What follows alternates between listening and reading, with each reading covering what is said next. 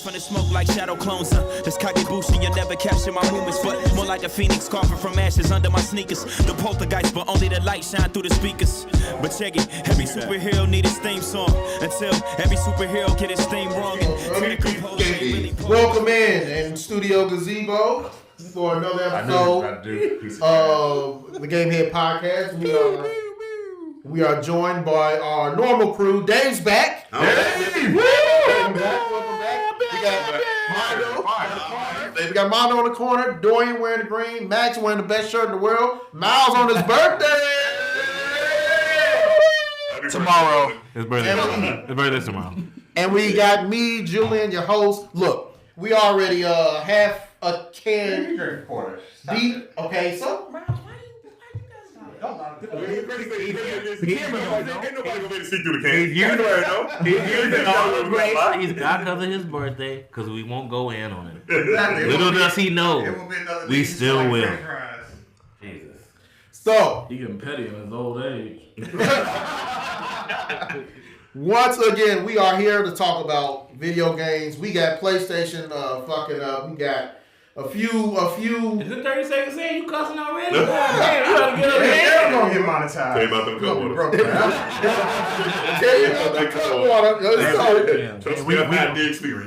We could be sponsored by Cutwater. Hey, talking about PlayStation. We're talking about Crimson Desert, Pragmata. Good. I appreciate it. You said it right. Good. Talking about Soros and odds and ends, blah blah blah, stuff like that. So you're in odds and ends. Thank you. Let's start with PlayStation. You know what? PlayStation. Go. Well, you know what? Why don't we start with Marathon?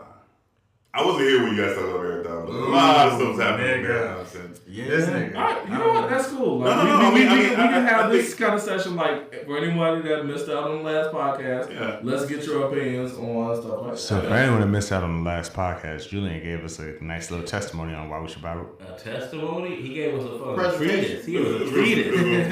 It was a 25-minute presentation on why we should play Marathon. That, none of us bought that, I haven't finished editing yet. So still coming out. I can honestly say, even though you didn't finish editing it, you might want to not finish it. I called Dave. I said, this was a terrible idea. Why did he do this? What? Because I didn't want to buy it. Well, no. It's not even about the fact of wanting to buy it. Like, again, I said, if the presentation, it was there, and just like you did the same thing with Toxic Commando, I'm gonna get you, right? I'm somebody who I'm willing to try all people's recommendations. I'm not really a live service guy. Look, that's that right, live service. Yeah, that's fair. I got a little. I'm not as tired and sick of it and nothing like that, drunk like I was last time. But I will say that like I'm not really a live service. But what I will say is that Degenerates podcast. What I will say is that I've looked at the numbers and not good. Not good right not now. Good at all. For Bungie, slash Audi. That's fine. I mean, I'm not saying it's bad. No. Let's actually play the game. Actually, I'm glad you brought that up because I think that the narrative around. Okay. So the worst thing that is happening with video games now is people making their point using player numbers. It is the most frustrating thing. That's part of it, but that ain't all of it. Frustrating thing, right? That's part of it. That ain't all of it. I agree. I agree with Julian. That's probably my number two. That's my number two. Yeah. If a game has low numbers, it doesn't mean that the game is bad. Agreed. It could be that maybe Sony, I think, as we've seen a month later, has no confidence in Marathon. They have. Marketing for it. Now, I will say, I didn't see any commercials for Marathon per se, but they were hyping the hell out of it. If you play video games, it's there. Yeah.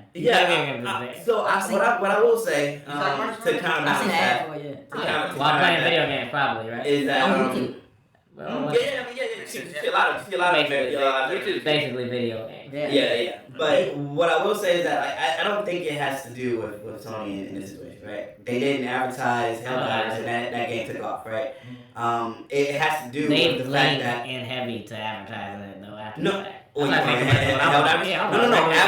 After they realized what they had, right? Like for freedom and democracy. Exactly, yeah, but they did it after the fact. right? Yeah. It wasn't something And that they started did off. the secret level episode. And the secret level episode, Which was balling. That was balling. Yeah. We're gonna be honest. How we not talking about secret level? But that's movie podcast, so that's fine. You know what? The secret level movie is kind of talking mix about. them both. But no, I will say that, like I said, just looking at the number, because it's the declining of the numbers, and you can say that player base doesn't really mean anything when it comes to that. And I will say the game's not a great game. It does. But they need that monetization strategy. Yeah, it's the same thing that we talked about with High Guard. I was about to mention Yeah, High Guard, same thing. High Guard may be a great game, but if you don't have people to support it, it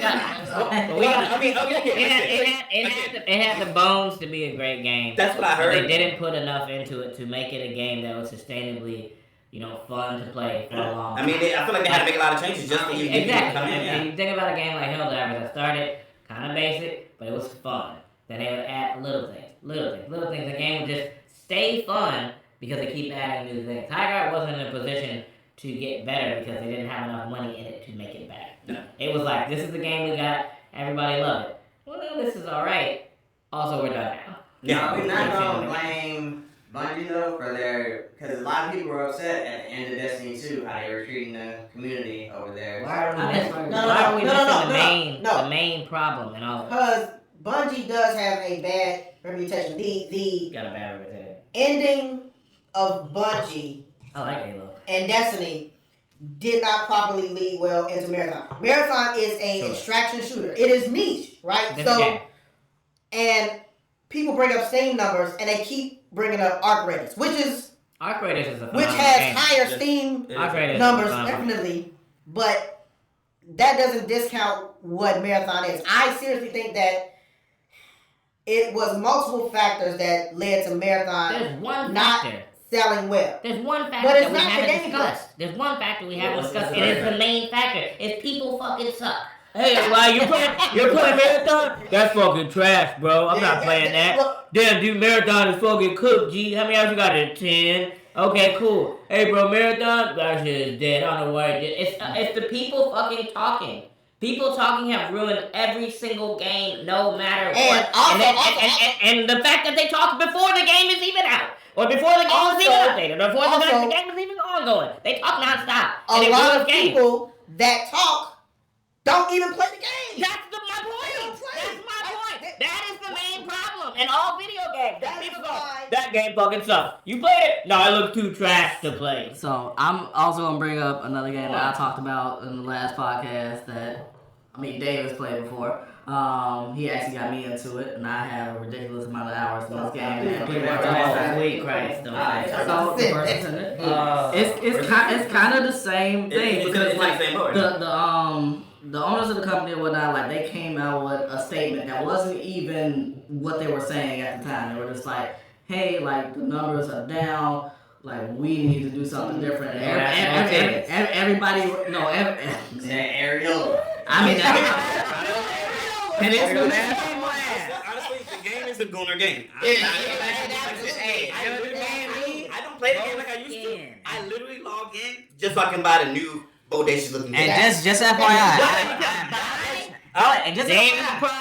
Dave is the problem that we've been discussing since the start of the podcast. I'm a person who actually played the game and did not enjoy it. So okay, that's fine. What's fun about repetitive combat and naked characters? You can say repetitive combat with any game. You're going off the playing style of the game, right? The game itself it maybe isn't that fun. I don't play it anymore like I used to. It may not be fun. But here's the thing. So first off, let's not say that it's not fun. It's not fun to me. Right. We've talked about other games like I would never play. But the problem with a lot of these games, and going back to like the whole marathon of it, like going into like what I was bringing up with TFD, it's just like you do have the people that are talking about its downfall. These people that don't play the game that are sitting over here like, oh, well, see, the owner of this company said that's going down here. That's not what they said. They said they are sitting over here trying to find a way of getting. I agree with Miles. No. I agree with Miles completely. Miles actually hit the nail on the head. This is all about content farming. It drives people's entire content base to shit on games. Yep. Because if you shit on a game, because you could bring that's in the more, thing is that when attention to your video. when somebody's ready to buy a game, the first thing they go is, are there any negative reviews? So if you go, Crimson Desert, negative. They're gonna be like, you're gonna see 50 fucking videos of somebody going, Crimson Desert, the worst fucking game I ever played. You like Elden Ring? You'll hate this. Key example. So Pragmata had a big controversy. It's not even a controversy. But that's a controversy. That was people just being weird. But which is what happens all the time. No, I understand, but that wasn't based in any content based on the game, right? They're talking about this character. I'm just bringing it around to the point though. Sorry, basically, they did that without even playing the game. Because as a man who's beating the whole game, trust me, why do you have to ask? Because I love it. He wants to make sure we. I'm ready to talk about it. He wants to make sure we know. Well, don't worry, we'll get there. I'm gonna say this right now. The video game community has become something very different than it was when we were younger. We've talked about this before on podcasts, but it's starting to upset me to a different level because it's like you can't. I'll give you an example. One of the best examples I can give you is Cyberpunk. I think Cyberpunk is one of the best games ever made. I think it's an absolute fucking masterpiece. Absolutely. I still play this game to this day. I literally have bought it 3 times. I have it on my Steam Deck. I have it on my PlayStation. I have it on my Xbox. I love this game. It is a phenomenal game.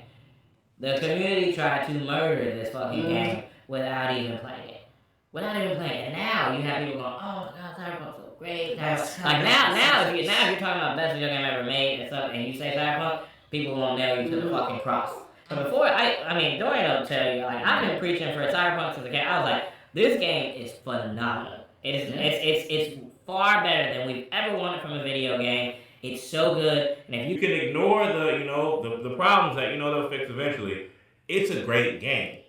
But the community tried to fucking kill it, and because of the strength and only the strength of the game, it outlasted. But the problem is that every game is not going to be a 9-year masterpiece that turns into a Cyberpunk. So it's like you have a game that maybe they spent a few years on that they hyped up for everybody to play, and then it has some bugs, so they're like, fuck it, let's kill this game as a community. And then they kill it, so then we lose something that could have been something massive. But it was a one-off before. Now it's every fucking game. If the game doesn't come out and it's fucking perfect, they'll kill it. Yeah. That's a positive and negative thing about like all of this. Is like when it comes to a game like Cyberpunk or let's say No Man's Sky, we've gotten to this point where the games can come out and not be fully finished and blah blah. And we're probably gonna talk about this with Crimson Desert as well, where yes, it's great that we can praise the devs for listening and fixing the stuff at the same time, but now obviously we have the people that are paying these companies to put out this game that is like, here's the deadline, throw it out. Yes. We don't care what it is. And then they fix it over time, and then we're just like, yay! Like look at everything they did, because even with Crimson Desert, they've come out like the devs have fixed so much. But there's a reason why. So when it comes to both you guys' point, right? I want to address both you guys' point.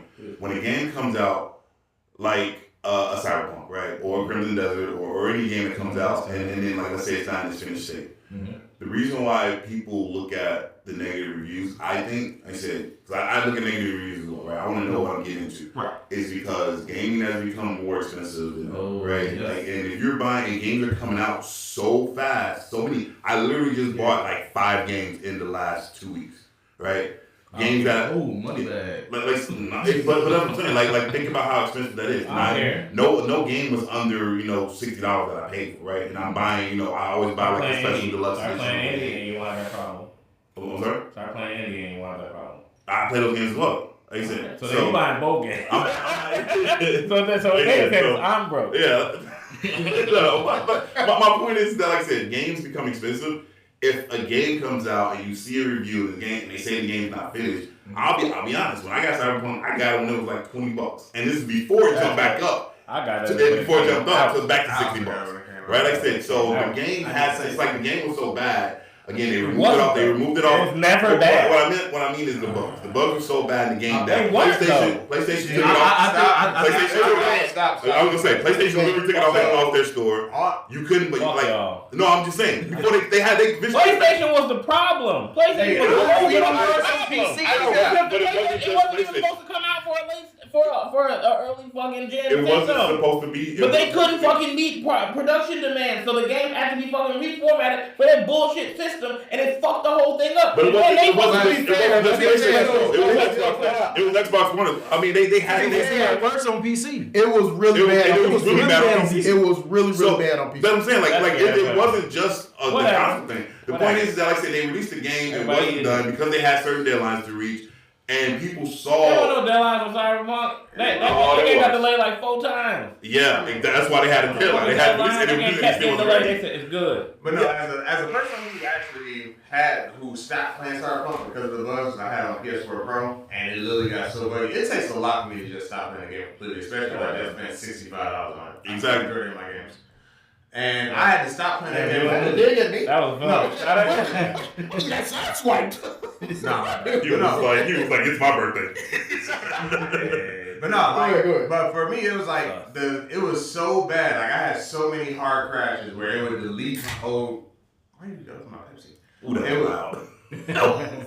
It would be so many hard crashes where it would just completely and it would delete my old save. Yep. I literally I just couldn't do it anymore. And it took Max literally bro, you just gotta do it. You just gotta play it out. Then he also told me he was gonna give me the DLC. He never did, but that's not.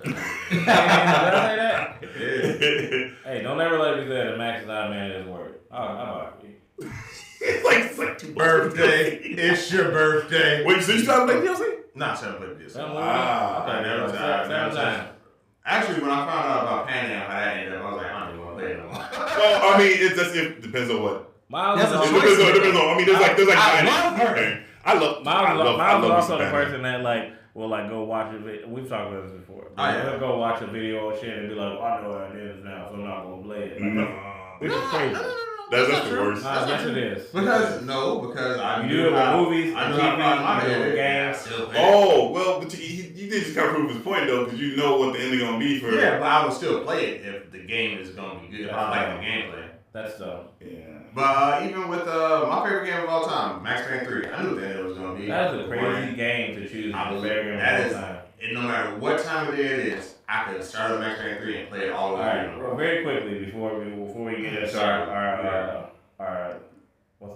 syllabi or whatever fuck we use. I actually want to double back on something. Before we get on that, if you had to choose, and I just want to do this because I want to hear this from you all, just to see how much respect you get. What's your favorite game of all time? First game that pops in your head when you say favorite game of all time, Miles? Max Payne 3. Favorite game of all time? Just name one. First one that pops in your head. Julian. Rocket League. He loves Rocket League. Legend of Zelda. Legend of Zelda what? Legend of Zelda. Arena. No. Wind Waker.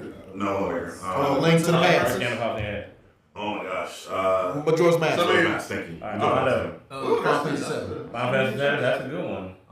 Elder Scrolls Oblivion. That's a good fucking That's a good one. Yeah. That's a good. I think I want to change mine. Elden Ring. I know. That was the first thing that popped in my head, though. You said first thing that popped in my head. That was the first thing that popped in my head. Max Frazier, Elden Ring. Elden Ring over the time. Elden Ring. Elden That's my top 3. I got like 1,500 hours of Elden Ring. That's my top 3, so I ain't mad at that. It's all about what you put your time into, right? If you put your time into something like Elden Ring, you put 1,500 hours in that bad boy. Elden Ring is a masterpiece of a game. Like for me, Max Payne is the only game that I've actually done. There's so many games out now. The time investment to try to put that much time in the game now going forward, unless it's a competitive fighting game. And I'll be. But I think it's a new game, so take over that part. Something that I talked about when they